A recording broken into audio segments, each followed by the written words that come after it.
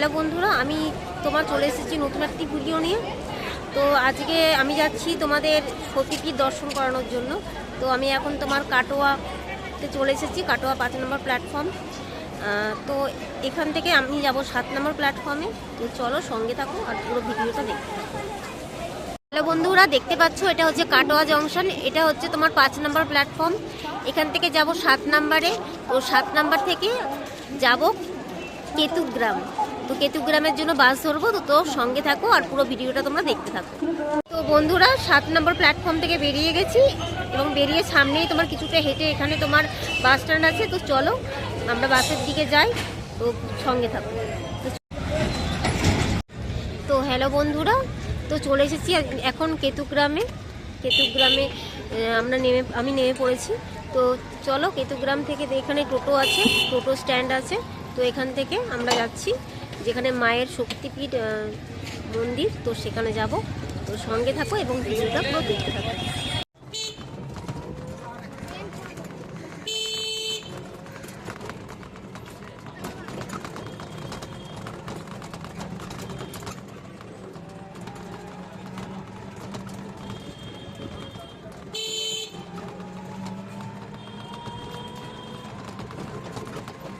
তো আমরা যেখানে যাচ্ছি সেটা হচ্ছে মা বেহুলা সতীপীঠের দ্বিতীয় মন্দির, যেটা নতুন করে স্থাপিত হয়েছে এবং যেখানে মায়ের বাম হস্ত পড়েছিল।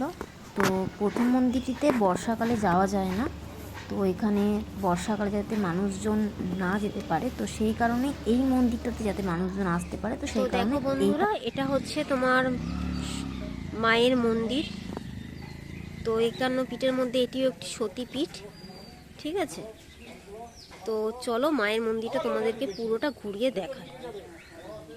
এখানে চলে এসেছি, এটা হচ্ছে সতীপীঠ তোমার বেহুলা দেবীর মন্দির। তো চলো মন্দিরটা পুরোপুরি তোমাদেরকে ঘুরে দেখাই। এটা হচ্ছে মা বেহুলা দেবীর মন্দির। দেখো এখানে একটা নতুন করে মন্দির মায়ের স্থাপন হচ্ছে। তো দেখো এখানে লেখা আছে 51 পীঠের মধ্যে এটি হচ্ছে একটি সতীপীঠ, শ্রী শ্রী বেহুলা দেবীর মন্দির।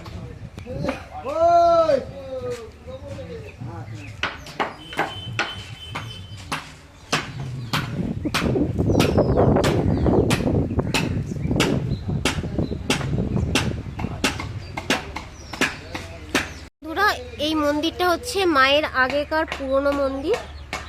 তো এখানে আপনারা কিছু দান করতে পারেন মন্দিরের প্রকল্পের জন্য। করতে চান তো অবশ্যই ঠিক আছে। এখানে এটা হচ্ছে মায়ের দ্বিতীয় মায়ের নতুন আরেকটি মন্দির পুনর্নির্মিত হচ্ছে।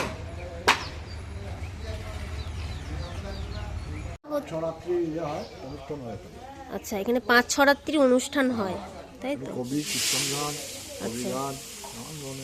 আচ্ছা, আর মায়ের আপনার যে অনুষ্ঠান সেটা কোন সময়ে হয়? মায়ের অনুষ্ঠান হচ্ছে দুর্গাপুজোটা বেশি, দুর্গাপুজো। আচ্ছা, আর দোল পূর্ণিমার সময়ও হয়? হ্যাঁ, দোল পূর্ণিমা অবশ্য এর সঙ্গে যুক্ত নয়। এখানে বহু দিন থেকে সব অষ্টপ্রহর করে আসছে এইখানে। আচ্ছা, এই পাড়ার এখানে। তো এটা হচ্ছে মায়ের নাট মন্দির। তো এখানে অষ্টপ্রহর চলে। যেটুকু জানি ডিটেলস আপনাকে বলছি। আমি পূর্ব বর্ধমান জেলায় অবস্থিত কেতুগ্রাম যে সতীপীঠ মন্দির, এখানকার আমি পুরোহিত। এখানে মায়ের বাম বাহু করেছিল, বাহু থেকে মায়ের নামকরণ হয়েছে বাহুলক্ষ্মী। মায়ের ভৈরব ভীরু, যাকে বাইরে থেকে দেখা যায় না, যিনি মায়ের মধ্যে কাপড়ের ভিতরে 12 মাস বিরাজ করেন। মা একদিকে পতিপুত্র নিয়ে বিরাজ করছেন, ডান সাইডে যাকে দেখছেন উনি হলেন অষ্টভুজ দ্বারা। আমাদের মায়ের যে ধ্যান মন্ত্রে মা পূজিত হন, সাধারণত দুর্গা মন্ত্রে মা পূজিত হন না, যদিও দুর্গা মূর্তি, কিন্তু আমাদের বিশেষ একটা ধ্যান আছে আপনাদের অবগতির জন্য। মানে ওম ধাইচ্ছি বহুলাং নগেন্দ্র তনাং পদ্মসু স্থানং শোভন দৌভি কঙ্করিকাং বরাভযুক্তাং দশান্নিদং সবিধান নিদ্রাবে সবসং চিদং ত্রিনয়ন বাঘ পুত্রপুত্রান্নিদং গোরাঙ্গি মণিহার কণ্ঠকণ্ঠ চিন্তাং সুখং কামদং রিং বহুলাক্ষী ভগবত দুর্গা দেবায় নমঃ। মায়ের যেটা প্রণাম মন্ত্র সেটা হলো নমঃ বহুলায়াং চতুর্ভুজাং প্রতিপুত্র সমন্বিতাং নমস্তে ভীরপু পুত্র সর্বসিদ্ধি প্রদায়িনী। আমাদের মায়ের আঙিনা পার্বণ সারা বছর উৎসব মুখরিত হয়ে থাকে। পয়লা বৈশাখ শুভ নববর্ষ হিসাবে উৎসবমালা সৃষ্টি হয়। ওই দিন আমাদের ওই দিন মায়ের ডান সাইডে যে গণেশকে দেখছেন, উনি হলেন অষ্টভুজ গণেশ, যা আমাদের ভারতবর্ষের মধ্যে 4টি আছে, আমাদের পশ্চিমবাংলার মধ্যে একটা। এই গণেশের বিশেষ পূজাপাঠ, চণ্ডীপাঠ, যজ্ঞ, প্রসাদ বিতরণ ইত্যাদির মাধ্যমে সারা বছরের উৎসব মেলা সূচিত হয়। এছাড়া আমাদের জ্যৈষ্ঠ মাসে জয় মঙ্গলবার একটা উৎসব, আষাঢ় মাসে শান্তি সস্থান একটা উৎসব। এছাড়া সব থেকে বড় উৎসব সেটা হলো দুর্গাপূজা। এই দুর্গাপূজা উৎসবে 4 দিন ব্যাপী এখানে উৎসব মুখরিত হয়ে থাকে। সপ্তমী, অষ্টমী, নবমী, দশমী। আমাদের মন্দির প্রাঙ্গণে এখনও বলি প্রথা প্রচলিত আছে। আমাদের যে 4 দিন ব্যাপী যে বলিদান হয়, সপ্তমী, অষ্টমী, নবমী, দশমী। দশমীর দিন বিশেষ করে মায়ের ভোগের প্রসাদ রাত্রের দিকে বিতরণ করা হয়। আর মহানবমীর তিথিতে অশুভ শক্তির বিনাশ, শুভ শক্তির সূচনা হিসাবে একটা মহিষকে বলিদান করা হয়। যে মহিষের মস্তক মায়ের চরণতলে রেখে দেওয়া হয় এবং সারা বছরব্যাপী সেই মস্তক এবং সারা রাত্রিব্যাপী সেই মস্তক স্বর্ণ ঔষধে পরিণত হয়, যেটা অনেক রোগের উপশম হয় বলে ভক্তবৃন্দের বিশেষ ধারণা। এবং ওই ঔষধ ভক্তবৃন্দ থেকে বিনামূল্যে দেওয়া হয়। এছাড়া আরেকটা উৎসব নবান্ন উৎসব, তাছাড়া দোল পূর্ণিমা, সেটাও একটা বড় উৎসব। এই দিন এখানে মহাপ্রভুর নাম সংকীর্তন 8 দিন, 4 দিন, 5 দিন, 7 দিন, 8 দিন পর্যন্ত এই উৎসব মুখরিত হয়ে থাকে আমাদের এই মন্দির প্রাঙ্গণে। ধন্যবাদ। আচ্ছা, বলছি এখানে আমাদের সেবায়তবর্গের ঘরের মায়ের ভোগ তৈরি করেন। সামান্য কিছু পয়সার বিনিময়ে এখানে ভোগ নিবেদন করা হয়। হ্যাঁ বলছি, সেই পয়সাটার মূল্য হলো 60 টাকা। এখানে সাধারণত নিরামিষ ভোগই হয়।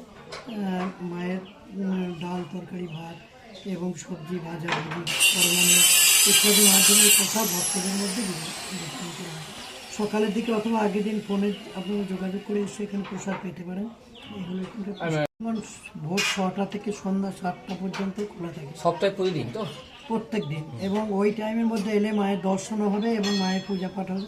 আমাদের বিশেষ কোনো নিয়ম নাই যে এই টাইমের মধ্যে এলে পুজো হবে নাহলে হবে না, তার আমাদের সতীপীঠ মন্দির।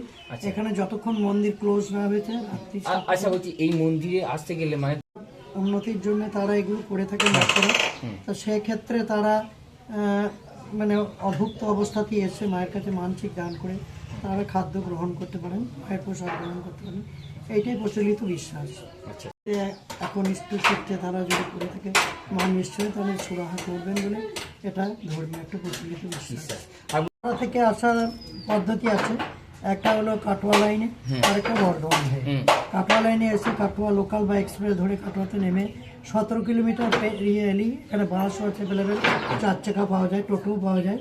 17 কিলোমিটার দূরে আমাদের কেতুগ্রাম গ্রামটা অবস্থিত। এছাড়া বর্ধমান শহরে কড লাইন, মেন লাইন ধরে যারা বাইরে থেকে আসবেন তারা এসে বর্ধমান শহরে নেমে 4 চাকা বা বাসে বা ওখান থেকে ট্রেন যোগাযোগ আছে কাটোয়ায়, ওনারা এখানে অনায়াসে আসতে পারেন। আচ্ছা আচ্ছা। এমনি